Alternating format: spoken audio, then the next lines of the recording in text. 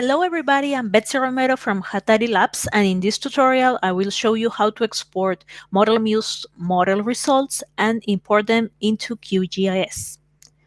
Being able to export the Model Muse results is really useful because these can later be imported into a geographic information system like QGIS for a further analysis of these results, and also include extra information from sources of data available, and also as well to make more detailed representations of the area in maps.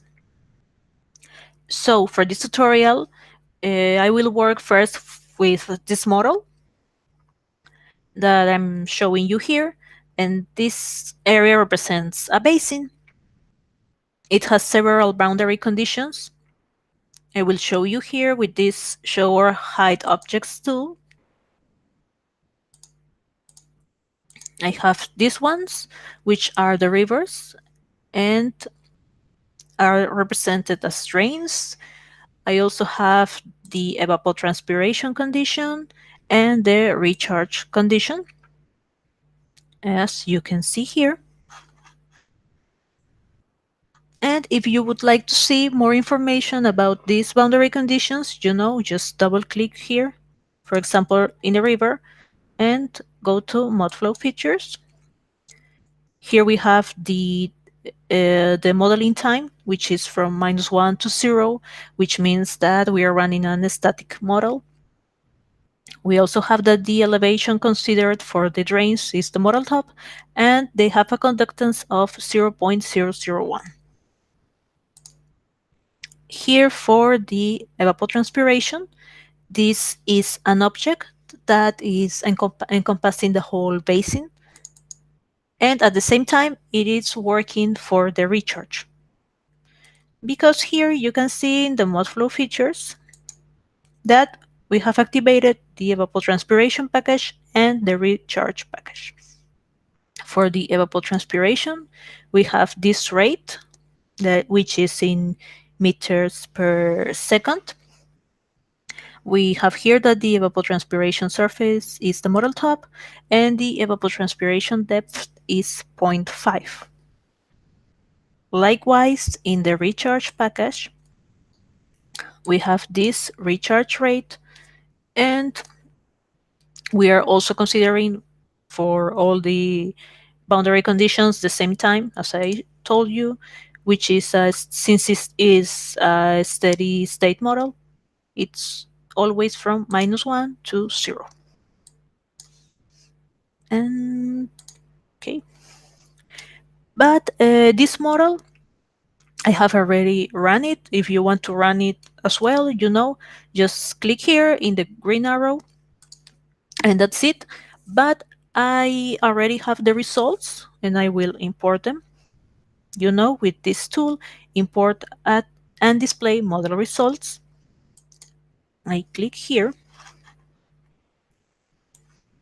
and I will select this FHD file, which defines the heads. I click open, and as my display choice, I will select the color grid. I click OK, and here it is. I will deactivate this grid so you can see it better. I will choose Show Active Edge, and here it is. And it is also important that you see that this model has several layers. Well, if I activate this once again, here you can see that we have many layers here. Okay, and also these head results we will have these head results for each one of these layers. So if you move here, you're changing layer, you're going up, and the heads will be changing. Okay. So well, we have these results, and now let's say I want to export these results to QGIS. And the way to do it is going here to File, Export, and we go to Shapefile. Here we have several options to choose from, but in this case, since we have imported the head results as a color grid, we need to choose Grid Data to Shapefile. We go here, and here we can see that it's already selected this 3D data and is the head for the period the only time period we have. Now we go here and select where we want to save this shapefile. I will give it the name of heads and save, and okay.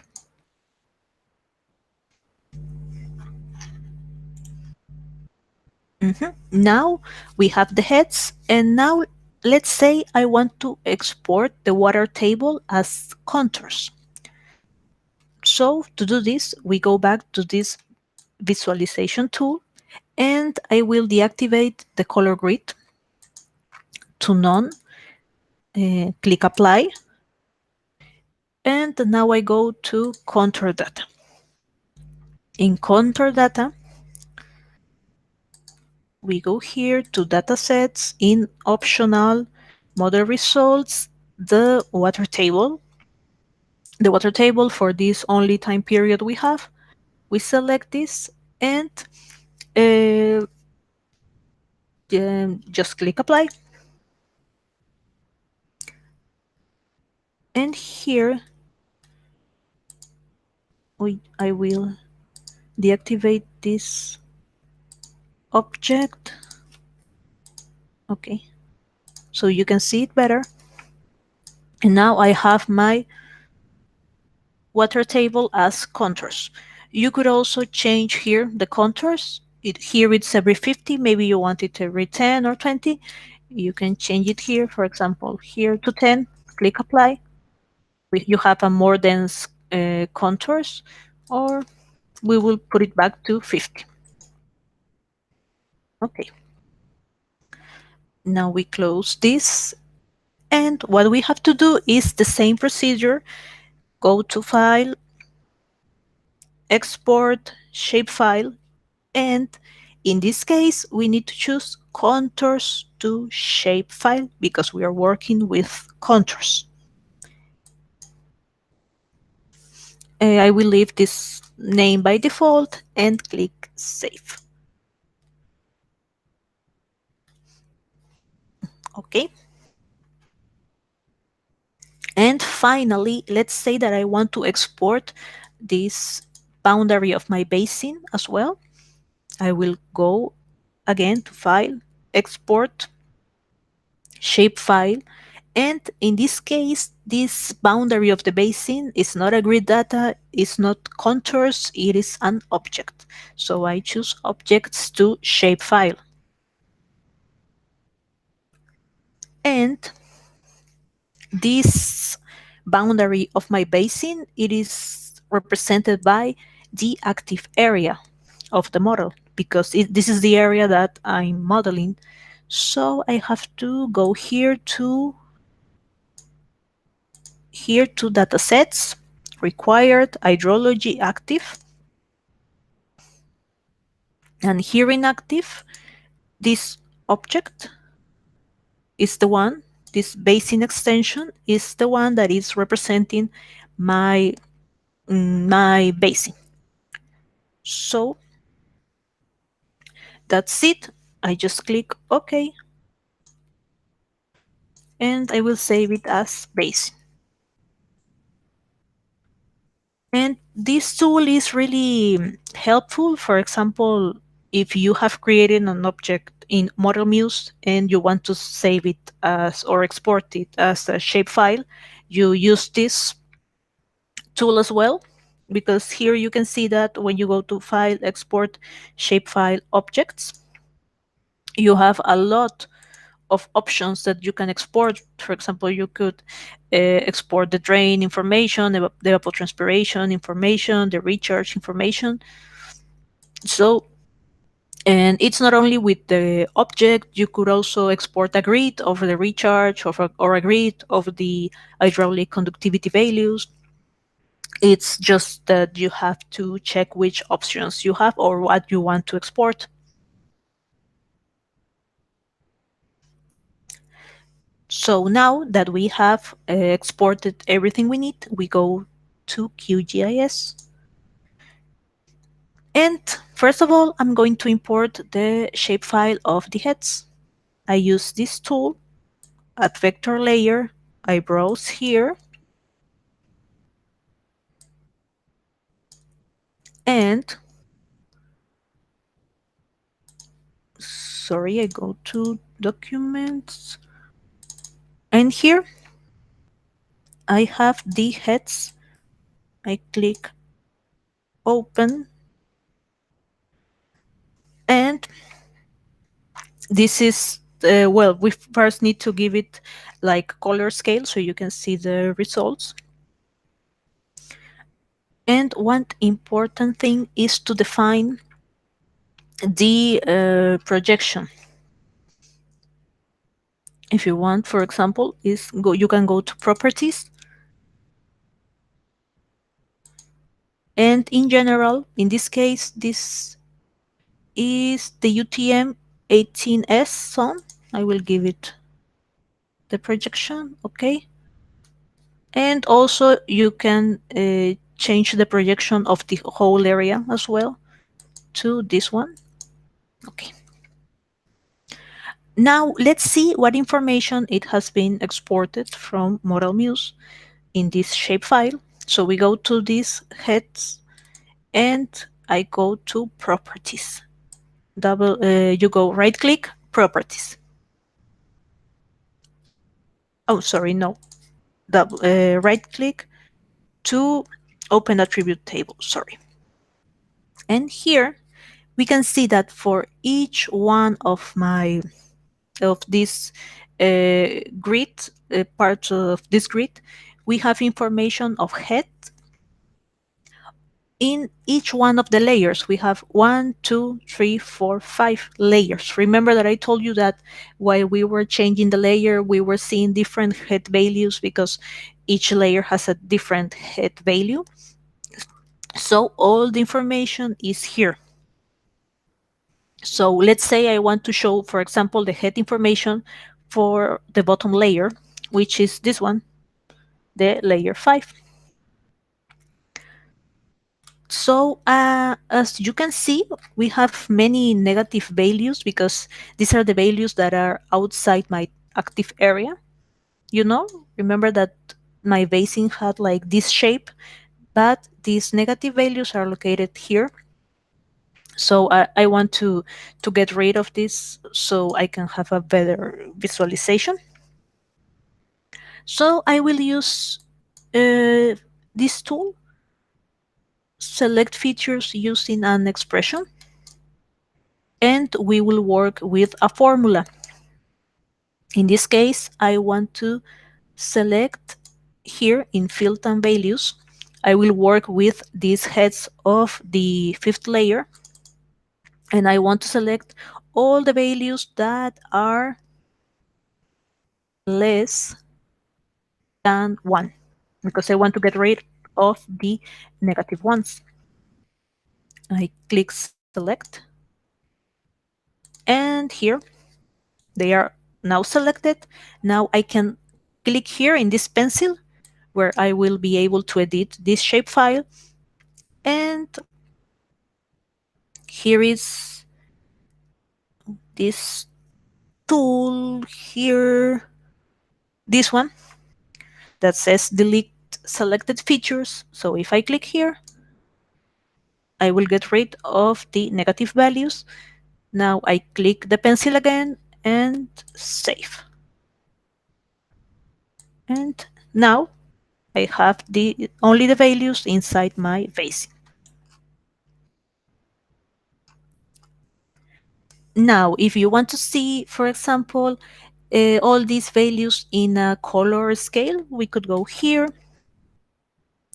Now to properties, in a style, you can play here with all these options. I will show you. You can go maybe to graduated. Which column I want to see? The fifth layer. Now I click here in classify, and here I will the program is separating all my heads in 5 classes that we can see here. So it's 5 colors. I could also change here the color scale to another one you prefer the most. Here you could also increase the classes. You can also here change the appearance of the border of each grid. It's up to you. And for this, let's just leave it like this. Now you click OK. And here you can see we have the 10 separations of the heads, and we can see it in a color scale. Now I will show you that we can also import the contours. So we go again to this tool, add vector layer, we browse and select the water table contours. Open. And in this case, we have to go again to properties to assign the projection, which is the same as the previous one, 18S UTM. And wait, I will turn this off so you can see it. Here I have my contours. I could also go here to properties, and in the style, I could go, for example, to categorize. And here I will choose the water table column because, first of all, if we go here to the open attribute table, this shapefile has information for every contour line, and these are the values of the elevation of the water table. So here, when I go back to properties and to categorized, I have here the water table column. I could classify it, and I could also choose a color scale, whichever you want, for example this one. And I could also add a label here, show labels for this layer. And what do I want to label it with? Well, with the water table. Here you have more options to modify these water table labels, and just click apply. And I go back here and see. Now we have the information of each contour line, the water table elevation, and as well we can see that the color, how it's changing. It's darker here in the higher areas, and how it is lighter here in these areas with less water table elevation. And also we are going to import now the boundary of my basin. I choose as well this add vector layer tool. I browse here and choose the basin shapefile. I open it. I have to go back here to properties and to choose here in general the projection. Okay, and here it is my basin boundary, but I can change here in the style. Maybe I don't want this fill color. I can have a transparent fill. I could change also the outline style. I can change, let's see, the outline width. I can increase it. I click OK. And here I have my basin boundary with a thicker line. And well, you can play with all these options depending on what you want to do, what you want to see, and how you want to represent these results. And as I mentioned, but I will say it again, as you may have noticed when we were exporting these results from ModelMuse, you can see that we can export pretty much any object or boundary condition that we have in ModelMuse. So now it's your turn to check and export different types of information, like for example, the recharge rates or the hydraulic conductivity, and import it here in QGIS and start changing the visualization, the colors, or what you want to see. So this is the end of this tutorial, and I hope you have liked it. And don't forget to visit the Hatari Labs website, because soon we will release an online course of groundwater modeling using MODFLOW and ModelMuse. Here you will learn how to build these groundwater models from scratch. It will be a really interesting course. So if you like these videos, you will like as well the course. Also, if you have any questions about this tutorial or suggestions, just contact us via email or via any of our social networks and we will get in touch with you. So this is it, and until next time. Bye bye.